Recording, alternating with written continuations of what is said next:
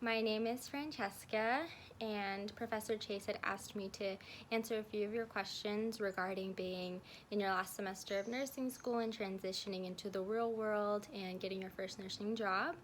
So, a little bit about me. I graduated this May from UT Health as well, and I just got a job as a labor and delivery nurse at University Hospital. I had been searching for a job in the midst of a pandemic, and I have also been working as an on-site RN screener for COVID at a company here in San Antonio, and then I work with a clinical trial company here in San Antonio as a home health nurse. So I go to participants' homes and do assessments there.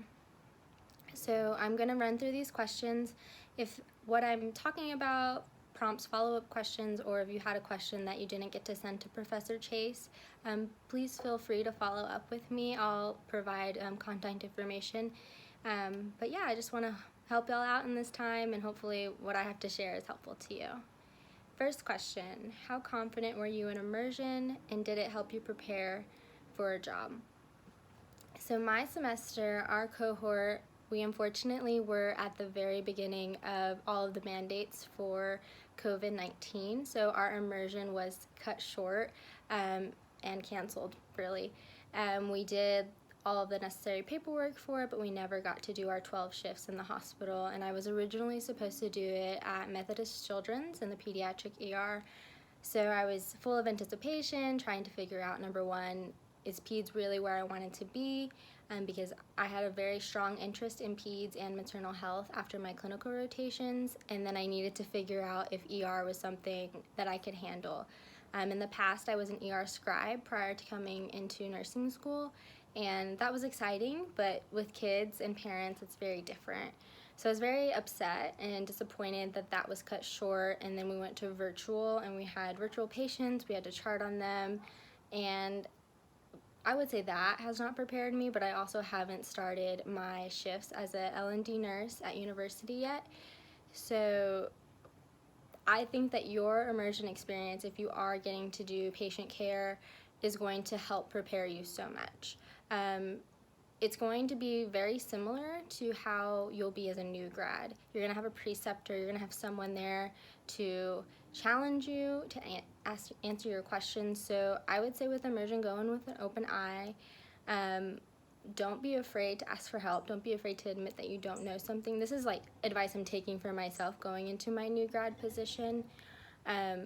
Definitely ask to see some of the more challenging things. Depending on what unit you're on. Yeah, if you ask a lot of questions, you're going to learn a lot, and don't beat yourself up for not knowing everything. You're not going to know everything. I had asked some of my friends what some advice to give to, the people behind us. A lot of the training comes on the job is the main advice I'm getting from friends that are working on the floor right now in different units. And hospitals know that. Units know that you're coming out of nursing school and you're not going to know everything. You may know skills, you may be really good at some skills. Some of you may have inserted tons of catheters, started IVs. And when we were doing IVs, I remember Professor Chase would tell me, you're going to have a lot of time to practice them.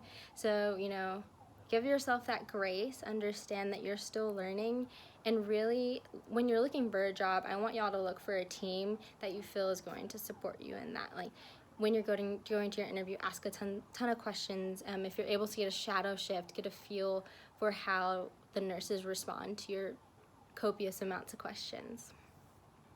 And follow-up question, how do you approach working on a unit you weren't really interested in? So I would hope that you apply to units that you're interested in, and I would really hope that if you accept a position, you feel comfortable working on that unit. But I understand, especially in these times, that you kind of just want to take the first job that you get. I was in a position where I didn't necessarily have to do that, and I was very thankful for that. So I was very picky with where I wanted to start working, because ultimately your coworkers are going to be your team. So if this is, for whoever asked this question, if you're thinking you might be in this situation, I would really go back to your why. Why did I go to nursing school? Why did I want to become a nurse? In any type of unit that you're in, whether it's med-surg or a specialty unit that you have dreamed of working in your entire life, the role of the nurse is, you know, we're the helpers, we're the helping hands, we're at the bedside. We're so much more than that. We are the analyzers, we are the, you know, minute to minute, hour to hour. We assess and we provide valuable input, but also we take the patient's considerations and values and what their idea of health is, and we advocate for them. So if you are approaching a unit that you're not really interested in, and I'm imagining that it's med-surg because there's two sides of the coin, you know, start in med-surg and then go to your dream job, or, you know, don't go to med-surg at all. And you meet a lot of med-surg nurses that may be unhappy in their job. I would just really connect with your why. Like, why am I doing this? Is it to, you know, be a peds nurse? What would I ultimately do in peds nursing? Take apart the specific population you are helping monitor and helping people come back and advocate for their health. So I would connect to that, and then, you know, learn all you can on that unit, or whatever it is that you're not necessarily interested. You're going to gain valuable skills, network with your team, network with the nurse managers, because networking is honestly the reason I got all the jobs that I have right now. And I think there's a question about that too. I'm sorry, the sun is like coming in. I hope that answered your question. If you are this person who has the question and that wasn't satisfactory for you, please reach out to me. I would love to talk to you about that. Next question, what resource did you use to study for the NCLEX, and how long did you wait to test after graduation? So the NCLEX is the big thing. I just want all of y'all to take a deep breath and know that it's a safety test. It's not like ultimately the state of Texas and all of the other state boards of nursing, so nationally, they want to be confident in you as a practicing nurse that you are going to be safe. So always remember that. Always just think to yourself, when you come across a question, it's a safety test. Like, what are they asking me? So I used a compilation of different resources. You obviously have virtual ATI, and I think Professor Chase was telling me there's a new resource that you guys have. My tip for virtual ATI, or ATI, I can't remember what it's called, do the focus review. The focus review really analyze why you got the question wrong, and, you know, go back to that source material, whether it's an ATI book or, you know, one of your textbooks or a PowerPoint slide that one of your professors did, and understand why you got that wrong. I took the time and really wrote out the rationale, because I am visual and I like to write things out, so that's how I really learned. So that's my tip for ATI. Other than that, you know, ATI was okay. UWorld, you've probably already heard this from your peer mentor and other people that have come before you. UWorld, UWorld, UWorld. Buy UWorld. Number one, UWorld looks exactly like the NCLEX will look when you take it on test day. UWorld has made the screen like almost similar. I would say 95% similar to what you're going to be taking the test with. So you're going to be aware of what the test looks like. You're going to be, you know, that's not going to be new to you on test day. With the exception is you can't highlight in NCLEX when you're taking your boards, but you can in UWorld, and I recommend always highlighting when you're practicing, so that you can mentally get the picture of what is the most important thing. I did a 3-month subscription for UWorld, but I only did 5 weeks of studying. So feel free, you know, I know a lot of people during the last semester already started doing UWorld questions. I can't do that. I had to like be totally tuned in. I also bought a prep book from an Instagram nurse. Her handle is Your Nursing Educator. Her name's Barbara. She's a Canadian nurse, but they have very similar, Canada and America has a very the United States has a similar NCLEX. So she has a prep book, and it's all like the need to know things in NCLEX. So I bought that. I didn't really use it much after I found the next resource that I'm going to tell you about, but I did make flashcards from that little booklet. And then about 2 weeks prior to the NCLEX, I was informed that in my resource drive that students had shared with me that a review was available, and I didn't use it at first. 2 weeks before my NCLEX, I did the Mark Kilmex, Kilmex review, and that one was more about strategies and what to, like, a lot of the, you need to know this because a majority of nurses are going to know this, and if you don't know this, you are not going to do well. So that, I honestly would suggest starting with that and then going into UWorld, and also your nursing educator has like a test prep plan, and that's 5 weeks long, so that's what I put aside to do that. And then every day I did my lab values. I had a huge flashcard set. I would do lab values and therapeutic drug ranges for most commonly tested drugs, and I had a whiteboard, and so I would just flip through it and I would write them all down, and then I would check them, and then I would do the ones I got wrong again. So every day, every morning with my coffee, I would do that. Repetition, repetition, repetition, so it wouldn't be new to me when I got to test day. So I took, I would say, maybe a month off after graduation. The pandemic was happening. Both of my parents are immune compromised. A lot of things were going on. So I took a month off to just space myself from the 2 years that I had been through, and 7th semester was really hard for me too. And then I did 5 weeks of studying. So I took the test at the end of July. And at the time I took the test, it was 60 questions where it shut off. And I think it's going back to 75. So kind of, you know yourself, you know you're studying. Yeah, those are the tips that I have for that. Major tips and what you wish you would have known.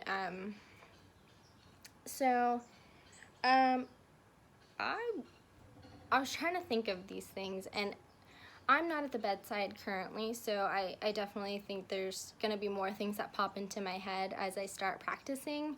But I just think that networking is so huge. If I would have known networking was this valuable in my job search, in general, I would have really started networking first semester. So my tip to you with that is, if you made a connection during one of your clinical rotations and you think you would want to work on that unit or in that hospital system, I would reach out back to those nurses, anyone that precepted you during your clinical time, if you were able to make those connections, because honestly, it's who you know that gets you in the door. I remember, you know, on applications it asks, do you know anyone that works here, or were you referred by anyone? So honestly, like, utilize your support system, and when professors say that they are, you know, if you need anything, let me know, like, they're really intentional about that, and all you have to do is ask. Like, I think I didn't ask as many times as I should have. Other tips that some of my classmates who are now nurses have given me, you know, on the job training, you're not gonna know everything, but also I follow a lot of nurses on Instagram across the country, and a lot of the tips are like, you're not gonna know everything, take a deep breath, like, the politics of a unit is complicated, you know, just really find a unit that you feel will support you, because if you don't, then everything else will kind of just be murky. Next question, how did you approach the job search? Were you interested in a residency, and did you get the position you wanted? So I approached the job search. I was a little slow, I will admit. I applied to the Methodist internship prior to 8th semester, and I got 2 positions offered to me, but I didn't like the units, and I didn't think I was going to not be supported by the team. I didn't want to sell myself short. I definitely wanted maternal health or pediatrics, and it was for an ortho floor and a med-surg oncology floor, and I just didn't want to do it. So I said no, and then when the pandemic hit, I took my NCLEX, and then after I took my NCLEX, I started looking at positions. I really wanted to work at the VA. I loved my DEU experience at the VA, and I wanted to work at Children's Hospital of San Antonio. I did my pediatric rotation there. I loved it. Oh my goodness, it was so amazing. And Professor Contreras was super great. And then I also had an affinity for maternal health, but my OB clinical instructor and we didn't really form a connection, so I didn't feel confident in her being a resource for me. So I would go on the company's or hospital's websites and I would look at their career portals. All of them have different portals, but then I also created a LinkedIn account. So at the beginning of the pandemic, my partner has a LinkedIn, and I asked him, like, how do you create a LinkedIn? And basically it's kind of like social media for the working professional, but they have, you can make connections, and once you make a connection, it's kind of like once you make a friend, it's called a connection, then you have access to all of the other connections that they have.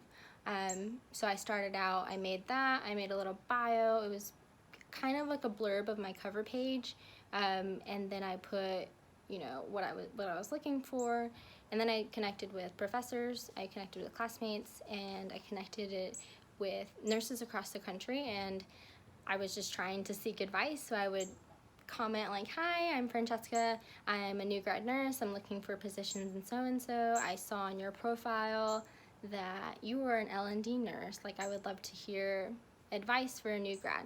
And I would send that to, I think, over like 1,000 people at the end, like currently now, and some of them are still unanswered, and that's okay. But that's how I sought out LinkedIn and job search, and I would just continually apply. So the next question to that was I interested in a residency? And the answer to that was yes. I felt very strongly that I wanted a residency, and I felt that a hospital or an organization wanting a residency for their nurses showed me the value of education in the system, because if you're educating your new grads, your new nurses, then that's just like a trickling effect to me. And so I was very interested in a residency. If you don't know about the organization's residency, I would look it up. University has a residency page, and Dr. Tommy Austin, who is the CNO at University, is interviewing Dr. Helen Erickson, I believe, and she's a professor at UT Health Austin, and they're talking about the nurse residency and what it means. And in leadership and management, you talk about Benner's model of going from novice to, all the way to advanced. I can't remember the end of it. But after learning all of that, I really wanted, a residency that would take value in me as new, but also like really interested to learn, like wanting to advance, wanting to be, a competent nurse, and then forward moving. So I only applied to hospitals with residency programs. And I was really set on only accepting a position with a residency program because of that. And there's a lot of research and evidence-based stuff behind residency, and then did I get the position I wanted? So me, I was definitely like, anything maternal health or peds and a residency program, that's what I want, like, cool. So I applied, I think I put in over 19 applications, and I called units after about a month, and I had no response from these applications. I called and I asked for the hiring manager or the nurse manager, and I was just saying, hey, I'm here to follow up on my application. I wanted to see if this position was still open. I'm very interested. Most of the time, if not all the times I called, I never spoke to the person. And I only got one call back, and the call back that I did receive was from L&D, and I got to do a shadow shift on the unit. And this is something regardless if it was offered to me. So when I talked to the nurse manager, she had said, hey, why don't you just come in for a shadow shift? I was like, cool. What time? I'll be there.